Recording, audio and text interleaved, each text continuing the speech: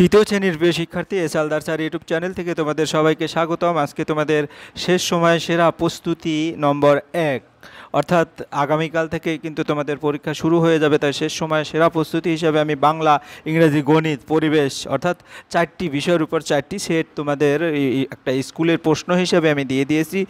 এটা তৃতীয় শ্রেণী দ্বিতীয় পর্যায়ক্রমিক মূল্যায়নের জন্য 30 মার্কের 4টি স্কুলের প্রশ্ন বিশ্লেষণ সহ সম্পূর্ণ সমাধান দেখাবো আমি এই ভিডিওতে। কাজেই তোমরা এই ভিডিও দেখে আশা করি তোমরা অনেক উপকৃত হবে এবং পরীক্ষার আগে সেরা প্রস্তুতি হিসেবে বিবেচনা হবে। যাই হোক, তোমরা যারা এখনও আমার চ্যানেলটিকে সাবস্ক্রাইব করনি তারা এখনই চ্যানেলটিকে সাবস্ক্রাইব করে বেল আইকনটি প্রেস করে দাও এরকম আরও অনেক ভিডিও পাওয়ার জন্য। তাহলে তোমাদের আজকের বিষয় প্রথমেই বলবো গণিত। প্রথমে গণিত দেখাবো আমি, গণিতের প্রশ্নটি দেখাবো এবং তার পূর্ণাঙ্গ উত্তর বিশ্লেষণ করেও দেখাবো। এই হচ্ছে তোমাদের প্রশ্ন সেট নম্বর 1। হ্যাঁ, এখানে টোটাল 8 দাগ নম্বর পর্যন্ত প্রশ্ন আছে। আমি বড় করে দেখি। এখানে তোমরা পরীক্ষার্থীর নাম লিখবে, এখানে তো বিদ্যালয়ের নাম লিখবে এবং এখানে ক্রমিক সংখ্যা লিখবে বা রোল নম্বর লিখবে, যার যে নম্বর আসে। আমরা সরাসরি দেখা যাচ্ছে 1-এর ক টিক চিহ্ন দিতে বলছে। 12 থেকে 4 বাদ যাবে কয়বার? হ্যাঁ, তা 12 থেকে 4 বাদ যাবে 3 বার, কারণ 12 থেকে 4 গেলে 8 থাকে, 8 থেকে 4 গেলে 4 থাকে, 4 থেকে 4 গেলে 0 থাকে, অর্থাৎ 3 বার উত্তর হবে। 9 বার 9 যোগ করলে কত হয়? 9 নং 81 হয়, অর্থাৎ উত্তর হবে 81। 7 বার 6 ঘর লাফালে পাওয়া যাবে কত? পাওয়া যাবে 6 7 42, অর্থাৎ এখানে নম্বর ভাগশেষ ভাজকের চেয়ে এটা কি? এটা হচ্ছে ছোট হয়, তাহলে এখানে ছোট দাগ দেবে। হ্যাঁ, 6 জোড়া মানে এক জোড়ায় দুটি হলে 6 জোড়ায় 12টি, এখানে 12টি। এরপরে 76 সংখ্যাটি জোড় না বিজোড়? আমরা জোড় বা বিজোড় বুঝি কীভাবে? লাস্টে যদি 0 2 4 6 8 এটা থাকে, কাজে এখানে লাস্টে 6 আছে, কাজে এটা জোড় সংখ্যা। 714 সংখ্যাটি 3 দিয়ে বিভাজ্য। তোমরা 3 দিয়ে ভাগ করে দেখবে, আসলে 3 দিয়ে ভাগ করলে নিঃশেষে বিভাজ্য হয়, কারণ এটা বিভাজ্য হবে। এরপরে 2 নম্বরের প্রশ্ন, ফাঁকা ঘর পূরণ করো। 12 দুগুণ 24, 150কে 3 দিয়ে যদি ভাগ করি তাহলে 50 হবে উত্তর। তারপরে এখানে কয়টি রেখাচিত্র আছে? 1টি 2টি 3টি 4টি 5টি 6টি, এখানে 6টি বাহু আছে। হ্যাঁ, তারপরে 5 টাকা কত পয়সা? 500 পয়সা। একটি শেয়ারের দাম 225 টাকা হলে 4টি শেয়ারের দাম কত? আমরা যদি দেখি 225 গুণ 4 অর্থাৎ 1000 টাকা। জোড় যোগ বিজোড় সমান বিজোড়। আর জোড় বিজোড় কীভাবে বুঝবো? দেখি 2 আর 1 যোগ করলে হয় 3, তাই 2টা জোড় 1 বিজোড়, 3 হচ্ছে বিজোড়। এরপর বিজোড় আর বিজোড়, বিজোড় বিজোড় যোগ করলে হয় জোড়, কারণ দেখ 1 আর 1 2, অথবা 3 3 6 এরকম বিজোড় যোগ করলে জোড় হয়, দুটো বিজোড়। তারপর ভাজ্য সমান কি? সূত্রটা জানা থাকতে হবে, ভাজক গুণ ভাগফল যোগ ভাগশেষ। জোড় সংখ্যার এককের ঘরের সংখ্যাগুলি কি কি? 0 2 4 6 8, একটু আগে বলেছি। কোনো সংখ্যাকে 3 দিয়ে বিভাজ্য হতে হলে সংখ্যার অঙ্কগুলোর সমষ্টি কত হতে হবে? 3 দিয়ে বিভাজ্য হতে হবে। 3 দিয়ে বিভাজ্য হলে কিন্তু সংখ্যার অঙ্ক সমষ্টি সেটা 3 দিয়ে বিভাজ্য হবে। এরপর আমরা 3 নম্বরের প্রশ্ন দেখব। 3 নম্বরের প্রশ্ন হচ্ছে 20 টাকা 50 পয়সা, 25 টাকা 30 পয়সা এবং 50 পয়সা টোটাল মিলে কত হয়? এখানে 0 0 0, 3টা 0 একটা 0 নামালাম। 5 আর 3 8, 8 5 13, 3 হাতে থাকলো 1, 5 আর 1 6, তারপরে 2 2 4, এভাবে তোমরা যোগ করে দিবে। এরপরে বিয়োগ করো। 75, এখানে 5 5 0 নেমে গেল, তারপরে 7 থেকে 2 গেল 5 হলো, তারপরে 90 থেকে 60 গেলে 30 টাকা 50 পয়সা। গুণ করতে বলেছে 5 নম্বরের প্রশ্ন, গুণ করো। হ্যাঁ, তাহলে গুণ করো। যদি এটা দিয়ে আমি গুণ করি, দেখি 4 2 8, হ্যাঁ 8-এর 8 2 16 6, 2 1 2 এর 1 3, 4 2 8, এভাবে গুণ করে দিবে, ঠিক আছে। এরপর 6 নম্বরের প্রশ্ন, ভাগ করো। তাহলে 5কে যদি ভাগ করি 5 6 30, 5 6 30-এর পরে এখানে অবশিষ্ট 1 থাকে, আর আনলাম 15 হয়ে গেল, 3 5 15। উত্তর হবে কত? উত্তর হবে তোমার 63। উত্তর গুণফল 836 এবং এখানে ভাজ্য হচ্ছে 315, ভাজক 5 এবং ভাগশেষ 0। এরপর আমরা চলে যাব 7 নম্বরের প্রশ্ন। তোমার জন্মদিনে বাবা 365টি লজেন্স নিয়ে এলেন, তুমি তোমার প্রত্যেক বান্ধবীকে 6টি করে লজেন্স কতজন বান্ধবীকে দিতে পারবে? কতগুলো লজেন্স পরে থাকবে? তাই 6টি করে লজেন্স পাবে এক বান্ধবী, তাহলে 365টি লজেন্স পাবে 365 ভাগ 6। তো এটা যদি ভাগ করে দেখাই তাহলে দেখা যাচ্ছে 6 6 36-এ 0, 5 আসবে, তারপর একটা 0 আসবে, অর্থাৎ এখানে 60 জন বান্ধবীকে দিতে পারবে এবং 5টি লজেন্স পরে থাকবে। এরপর আমরা 8 নম্বরের প্রশ্ন, খ নম্বরের প্রশ্ন, যেটা এই যে এটা খ। রানাঘাট থেকে কৃষ্ণনগর যাওয়ার 6টি বাস ছাড়বে, প্রতি বাসে 117 জন যাত্রী আছে, মোট কতজন কৃষ্ণনগর যেতে পারবে? তাহলে আমরা যদি দেখি একটি বাসে যেতে পারবে 117 জন, 6টি বাসে যেতে পারবে 117 গুণ 6, অর্থাৎ কত গুণটা করে দেখালে কত হয় 702, অর্থাৎ 6টি বাসে যেতে পারবে 702 জন যাত্রী। এরপর আমরা 8 নম্বরের প্রশ্ন দেখব। সমস্যা তৈরি করতে বলছে। ছবিতে 4টি পুতুল আছে দেখতে পাচ্ছ।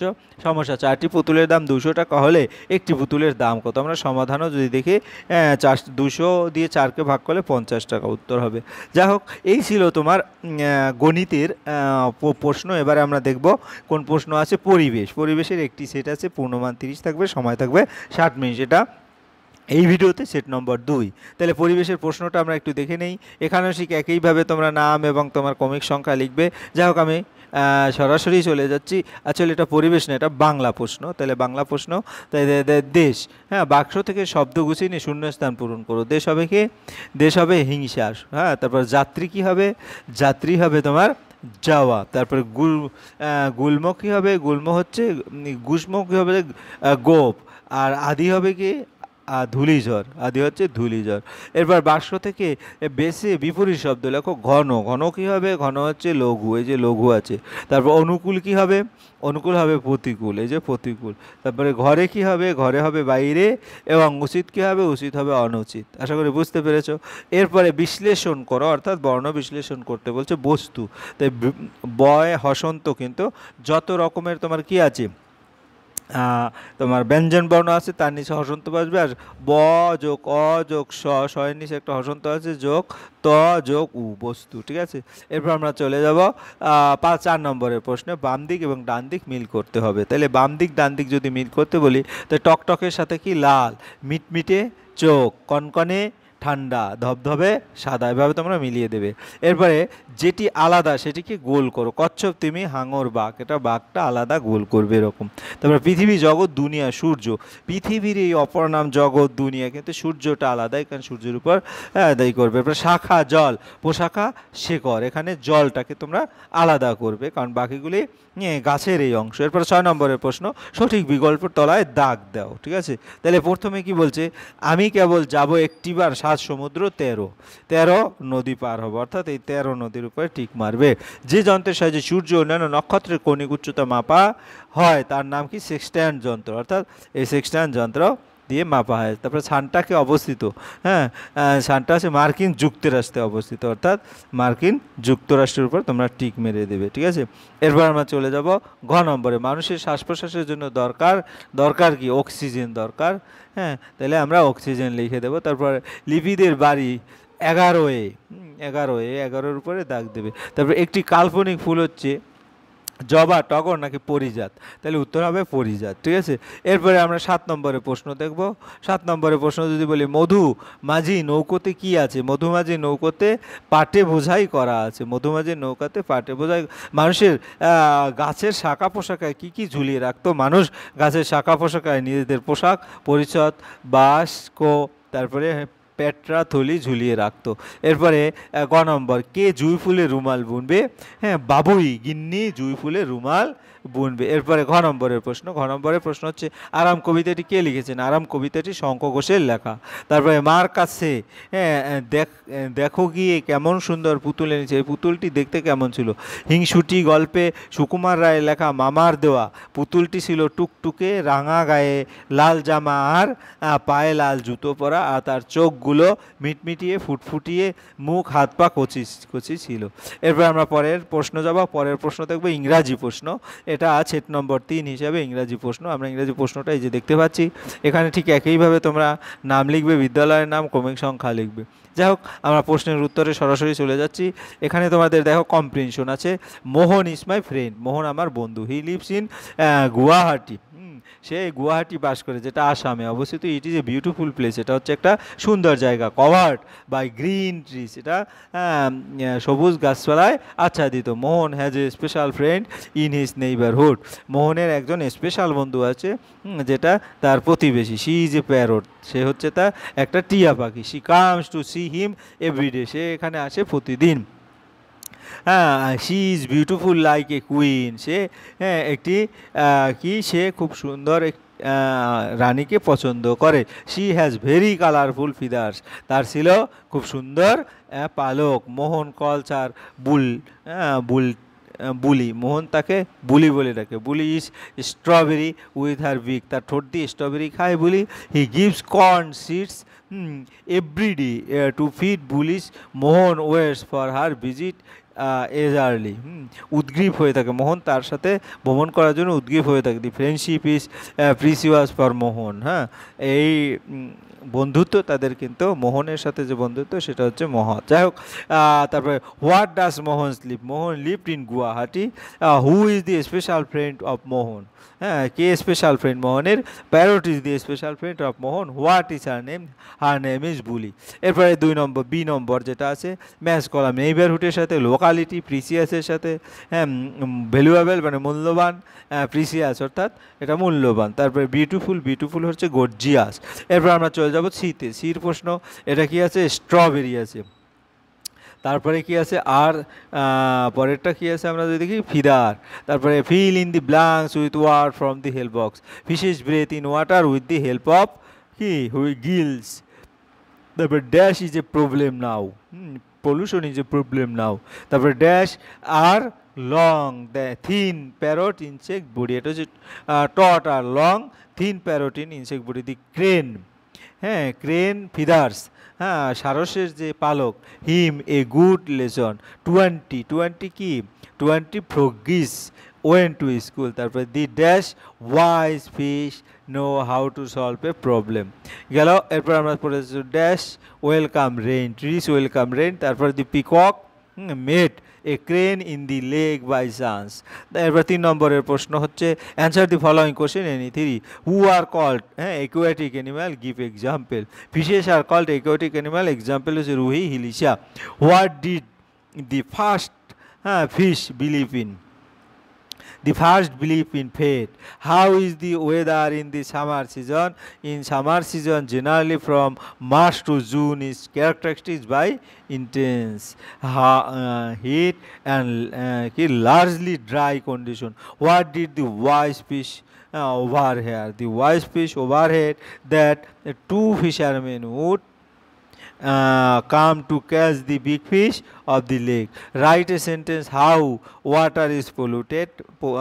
তাহলে জল কিভাবে দূষিত, একটা সেন্টেন্সে লিখতে। Water is polluted by chemical from factories. Which are things that an eagle eats, an eagle eats hare মানে খরগোশ, snake and fish. Write 2 sentence about birds. Birds have wings, birds can fly in the sky. এরপরের প্রশ্ন চলে যাব true false বলছে। The feather of the crane were colourless, true. A bulbul eats squirrel and fish, false. We must have some healthy habits, true. তারপর the fisherman threw the wise fish back into the lake, false. তারপর the guppy eats the larva of mosquito, এটা true. তারপর our sad moment are made heavy by trains, এটা true.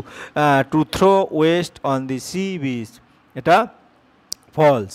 হ্যাঁ আসলে ময়লাগুলি C বিচে ফেলা ঠিক না। The crane was catching frog for lunch, এটা ফলস, কারণ ক্রেন বা সারস পাখি বা বক কী করে, সে তো আর ব্যাং ধরে না। The skin of frog is dry and smooth, এটা ফলস।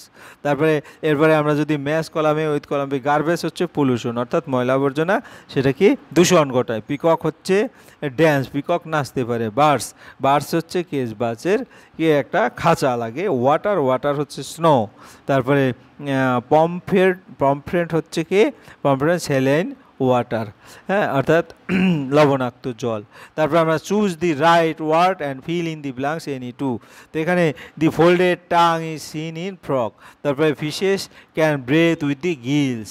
তারপরে অ্যাট লাস্ট, হ্যাঁ they become big frog. Among 3 fishes the second one is intelligent. তারপরে at the breakfast table today was Sunday.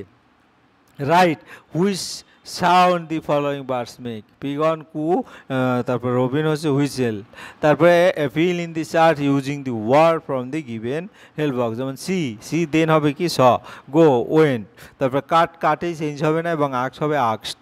এরপর 9 নম্বর মেক্স মিনিংফুল সেন্টেন্স বলছে I am proud of my country. তারপরে থ্রিস্টি, দে are very থ্রিস্টি, তারা খুব তৃষ্ণার্ত। এরপরে আমরা চলে যাব 10 নম্বরের প্রশ্ন। Right 3 sentence about the most beautiful insect.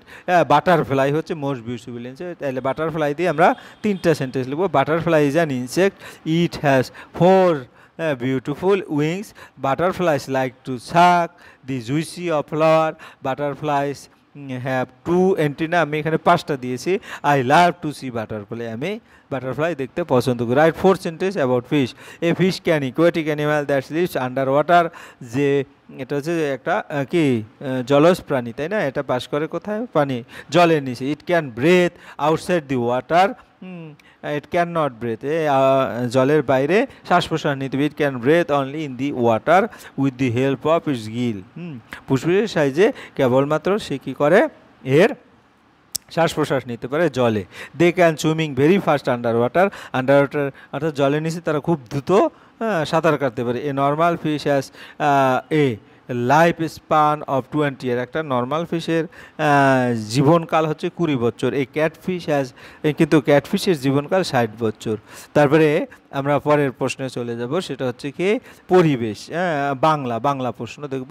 দেখা গেছে বাংলা প্রশ্ন না, আমরা বাংলা প্রশ্নের জায়গায় পরিবেশ দেখেছি, পরিবেশের জায়গায় এখন তাহলে এখানে বাংলা পরিবেশ দেখব।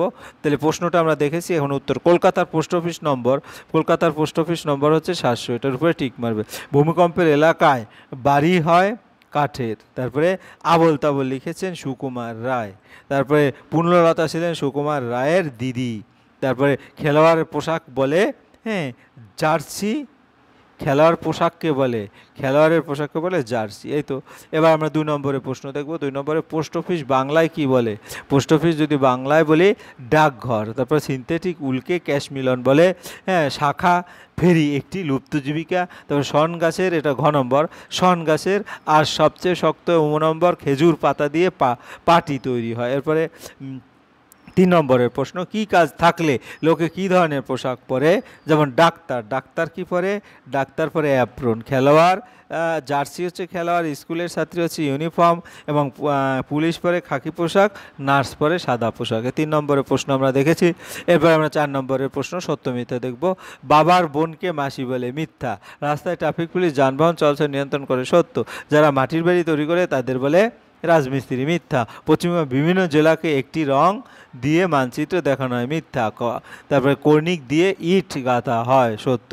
2-3টি বাক্য। উপেন্দ্রকিশোর রায়চৌধুরী পরিবারের শাখা পোশাকা। তাহলে এই দেখো, উপেন্দ্রকিশোর রায়চৌধুরী, প্রথমে উপেন্দ্রকিশোর রায়চৌধুরী হচ্ছে সুখলতা, পূর্ণলতা, সুকুমার রায়, সুবিনয়, শান্তিলতা, এরকম তাদের ছেলে মেয়েদের বর্ণনা দিয়েছে। পারিবারিক জীবিকা বলতে কি বুঝো? গ নম্বর।